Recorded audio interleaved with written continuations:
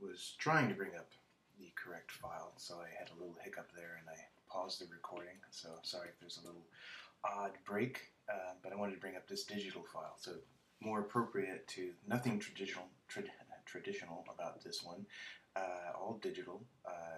Of course, maybe the beginning is sketching out thumbnails and ideas in a sketchbook, but as we move in and here, and we start to see that randomness that we might love with a pastel or oil brush becomes a little bit more regular and becomes a little bit more predictable. It feels, it has more of a feel of that there'd be some kind of algorithm behind it, and it's not just the chaos that happens with, you know, how much humidity is in the air and what the paper is doing, traditionally speaking, and if your pastels are the hard or soft pastels, or they have a little bit of pastel dust from another pastel on them, and maybe you've had a little too much coffee and your hand is a little twitchy, and the way you put it down. So in a traditional sense, it can have this kind of this randomness and this chaos that can frustrate you, or can create some happy mistakes, and it's a wonderful thing about working traditionally. Now, working digitally, that can happen, but not as easily, not as fluently, because there is this there's a controllability and a uniformity to the marks, and you can work at making them less uniform by adding in different textures or marks over marks, or trying to add in a jitter on a brush stroke that turns the brush around, moves it, and does some odd things that are a little bit unpredictable. And that does work and it does help, but you are taking still another few steps away from trying to make some of that random chaos happen, some of that idea of the unpredictability. But as we zoom out, it does start to hold together, and it's fun for me in terms of trying to make some of that texture where it's appropriate, or getting rid of it where it's not appropriate, or creating the different values and shapes that might suggest forms. I'm big into starting with abstract shapes and forms for composition, motion.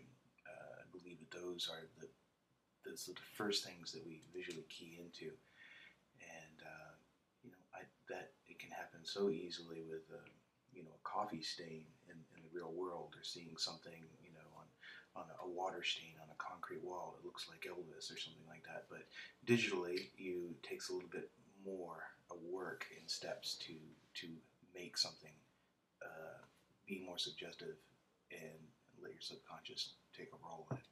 But that's, I don't want to belabor that point, because it just takes a little bit more work and it can't happen. But it's one of the big differences between working traditionally and digitally. So as we zoom in, we should zoom in really close, and you can see the way that it's broken down into its pixels. And as I said, if I took the other piece, the Astro Girl piece, and we were able to go in with a camera, then a microscope, and then an electron microscope, we'd go in and go in and go in until we saw atoms, and we could even break that down. But a digital piece is only as much as its resolution. That probably doesn't really matter that much, especially, it's not to me and not to the people that I'm doing the work for the book covers. But it's a notable kind of philosophical difference you might want to consider, and I do. The other part, I think some of the final points that I would make is and this is purely financial. You have an original that you sell to a publisher, and they pay you, and that's great. You still have the original, and then you can also sell that original to someone. And so, in essence, you can, for the most part, you could basically make double the amount of money. It can be argued that I could sell prints of the digital pieces, and I would have to sell quite a few to make up for, I'd say, that price point difference between an original. But it could happen. But I don't actually work at selling prints very hard. I should probably try and do that. But getting to a convention or place that can make it's the effort of endurance, of trying to keep the prints fresh in people's awareness that they're out there for sale, that they want them. As with an original, you just you need to convince one person, or hopefully just expose them to it, and they're convinced, and then you sell it. And again, they're good for what. There's no bad, there's no good. They're both bad and they're both good in different ways, but there's no right or wrong about it when you're doing it. It's another tool. Digital's another tool, and traditional's another tool. And I firmly believe that you should use both. I will state, though, that in the beginning, when learning, when you're in school, very important to start with the traditional work. It's a great foundation for learning, understanding color, mixing as much as I could.